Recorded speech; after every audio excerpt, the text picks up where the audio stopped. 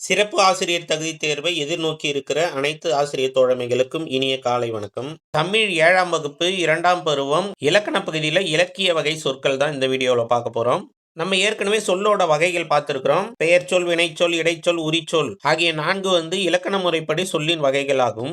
அதே போல இலக்கிய வகைகள்ல பார்த்தீங்கன்னா சொல்லின் வகைகள் அதுவும் 4 வகைகளாக பிரிக்கலாம். அவை ஏர்ச்சொல், திரிசொல், திசைச்சொல், வடச்சொல் ஆகிய 4 வகையாக இலக்கிய வகை சொற்கள் பிரிக்கப்படுது. முதல்ல ஏர்ச்சொல் அப்படின்னா என்னன்னா, கடல், கப்பல், எழுதினான், படித்தான் ஆகிய சொற்களை நம்ம படிச்ச உடனே நம்ம எளிதில் புரிந்து கொள்ற மாதிரி இருக்குது இல்லைங்களா? அப்போ எளிதில் பொருள் விளங்கும் வகையிலான அமைந்த சொற்களை நம்ம என்ன சொல்றோம், இயற்சொல் அப்படின்னு சொல்றோம். இது 4 வகைப்படும். இப்போ மண், பொன் இதெல்லாம் பார்த்தீங்கன்னா பெயர் சொற்களா இருக்கு. அதனால நம்ம என்ன சொல்றோம், இதை பெயர் இயற்சொல் அப்படின்னு சொல்றோம். நடந்தான், வந்தான் இதெல்லாம் பார்த்தீங்கன்னா வினையை குறிக்குது. அதனால இதை வினை இயற்சொல் அப்படின்னு சொல்றோம். அவனை, அவனால் இது பார்த்தீங்கன்னா இடைச்சொற்களால் ஆனது. அதனால இதை இடை இயற்சொல் அப்படின்னு சொல்றோம். மாநகர் அப்படின்னா பெரிய நகர் அப்படின்னு பொருள். இது உரி இயற்சொல் அப்படின்னு சொல்றோம்.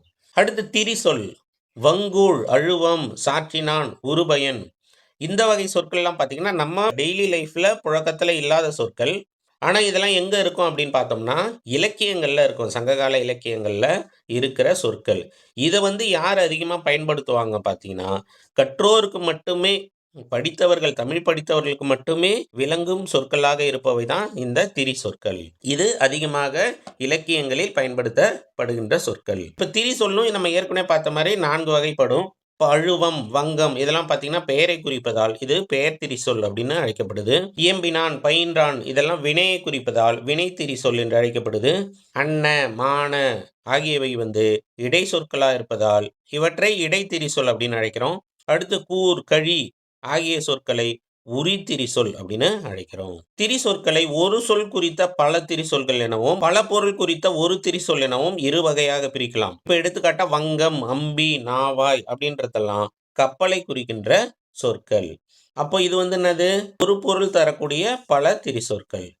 இதை இதழ் அப்படின்ற சொல் பார்த்தீங்கன்னா பூவின் இதழை குறிக்கும், உதடை குறிக்கும், கண்ணின் இமையை குறிக்கும், பனையேட்டை குறிக்கும், நாளிதழை குறிக்கிறது. அப்ப இதழ் என்பது பல பொருளை குறிக்கக்கூடிய ஒரு திரிசொல். அடுத்து திசை சொல், சாவி, சன்னல், பண்டிகை, ரயில் ஆகிய சொற்கள் பார்த்தீங்கன்னா இப்ப நம்ம புழக்கத்துல பயன்படுத்திட்டு இருந்தாலும் இவையெல்லாம் தமிழ் சொற்கள் அல்ல.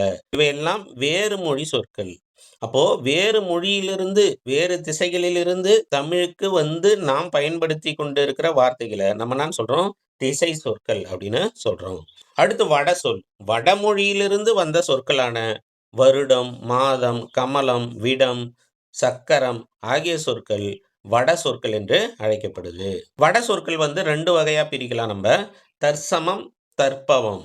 தற்சமம்னா என்னன்னா, வடமொழியில எவ்வாறு அது வழங்கப்பட்டதோ அதே மாதிரி தமிழ்லையும் வழங்கப்பட்டிருக்கும். அதனால அதை நம்ம தற்சமம் அப்படின்னு சொல்றோம். இப்போ எடுத்துக்கிட்டா லட்சுமி அப்படின்றத லட்சுமினே நம்ம தமிழ்ல சொல்லுவோம். அது தற்சமம். இதே தற்பவம் அப்படின்னா லட்சுமின்றத லக்குமி அப்படின்னு நம்ம கொஞ்சம் தமிழுக்கு ஏற்ற மாதிரி கொஞ்சம் அந்த வடிவத்தை மாற்றி எழுதியிருப்போம். அதை நான் சொல்றோம் தற்பவம் அப்படின்னு சொல்றோம். இவ்வளவுதாங்க இலக்கிய வகைகளில் சொற்கள் 4 வகைப்படும். ஏர் சொல்லுனா என்னன்னா, எல்லாரும் புரிந்து கொள்ளக்கூடிய வகையில் அமைந்திருக்கின்ற புழக்கத்தில் இருக்கின்ற சொற்களை நம்ம என்ன சொல்றோம், இயற் சொற்கள் அப்படின்னு சொல்றோம். அடுத்து திரிசொல். திரிசொல் அப்படின்னா கற்றோருக்கு மட்டும் விளங்குபவையாக இலக்கியங்களில் மட்டும் பயன்படுத்தக்கூடிய சொற்களை நம்ம என்ன சொல்றோம், திரி சொற்கள் அப்படின்னு சொல்றோம். இப்ப இயற் சொல், திரிசொல் 2மே தமிழ் சொற்கள் தான்.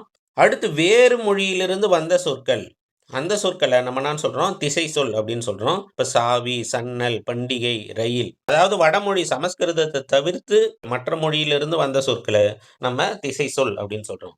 வட சொல் அப்படின்னா வடமொழியிலிருந்து வந்த சொற்களை நம்ம வட சொல் அப்படின்னு சொல்றோம். வருடம், மாதம், கமலம், விடம், சக்கரம் இதெல்லாம் வடமொழியிலிருந்து வந்த சொற்கள். இந்த வட சொல்ல நம்ம 2 வகையா பிரிக்கிறோம். தற்சமம், தற்பவம். தற்சமம்னா வடமொழியில அது எவ்வாறு உச்சரிக்கப்பட்டதோ அதே போல தமிழிலும் எழுதி உச்சரிச்சா அதை நம்ம என்ன சொல்றோம், தற்சமம் அப்படின்றோம். தற்பவம்னா வடமொழி சொல்லை கொஞ்சம் தமிழ் படுத்தி எழுதி உச்சரிக்கிற அந்த முறையை தான் நம்ம என்ன சொல்றோம், தற்பவம் அப்படின்றோம். லட்சுமிய லட்சுமி அப்படின்னு எழுதுறது தற்சமம். லட்சுமிய லக்குமி அப்படின்னு எழுதுறது தற்பவம். இவ்வளோதாங்க இலக்கிய வகை சொற்கள். உங்களுக்கு இந்த வீடியோ பிடிச்சிருந்தா இந்த வீடியோவுக்கு லைக் பண்ணுங்க.